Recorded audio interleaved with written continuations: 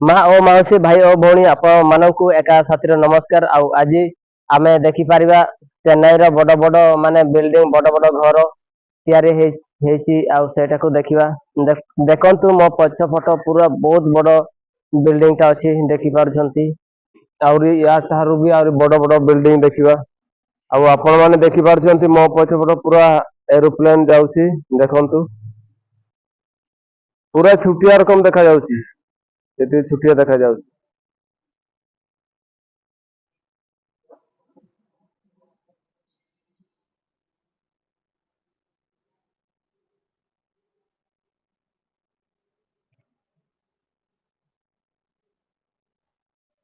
ଏଇଟା ଆପଣ ମାନେ ଦେଖିଲେ ମାନେ କମ ମାନେ ଛୁଟିଆ ମାନେ ଏରୋପ୍ଲେନ ଉଡାଜାହାଜ।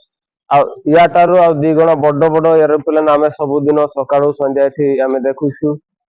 ଚାଲନ୍ତୁ ଉଠିବା। ଆଉ ବର୍ତ୍ତମାନ ମୁଁ ପୁରା ଉପରକୁ ଉଠି ସାରିଛି। ଆଉ ଉପରୁ ଦେଖିବାକୁ ଏମିତି ମିଳିବ। ଆଉ ପାଣି ଟାଙ୍କିକୁ ଦେଖିବା। ଆଜି ଆମର ଇଆଡେ ବର୍ଷା ହେଇଥିଲା ତ ଆଉ ସେଥିପାଇଁ ଛାତରେ ବି ପାଣି ଦେଖାଯାଉଛି ଦେଖିପାରୁଛନ୍ତି ଆପଣ ମାନେ।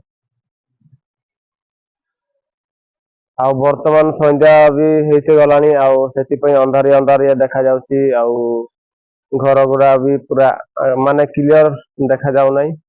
ଆଉ ଚାଲନ୍ତୁ ଦେଖିବା ଆହୁରି। ଆଉ ଆପଣ ମାନେ ଦେଖିପାରୁଛନ୍ତି କୁକୁର ତା ପୁରା ଘର ଉପରେ ଉଠିକି ବୁଲାବୁଲି କରିଦେଇ ପଳେଇଲା ଦୌଡି ପଳେଇଲା। ଆଉ ଚେନ୍ନାଇ ଏରିଆ ର ଦେଖିବାକୁ ଏମିତି ଲାଗେ।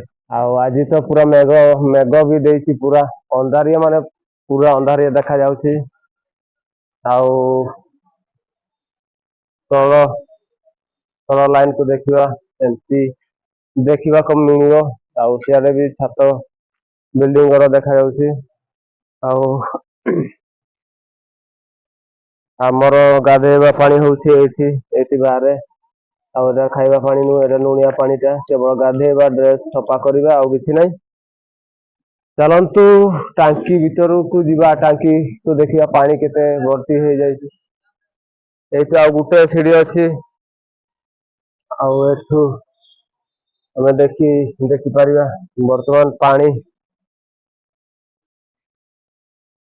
ଏଇଟାକୁ ଟେକିବାକୁ ପଡିବ।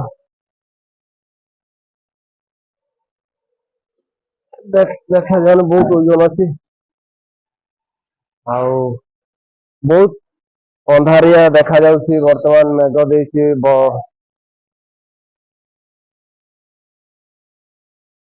ଆଉ ଇଏ ହଉଛି ଆମର ଦି ଜଣ ଭାଇ। ପୁରା ଏମିତି ଦେଖାଯିବ। ବଡ ବଡ ବିଲ୍ଡିଂ ଦେଖା ଯାଉଛି ଆଉ ପୁରା ମେଘ ବି ଅନ୍ଧାରିଆ ଅନ୍ଧାରିଆ ଦେଖାଯାଉଛି। ମେଘ ବର୍ତ୍ତମାନ ପଳେଇ ଆସିଲାଣି ସେଥିପାଇଁ ଆମେ ଓହ୍ଲେଇବା।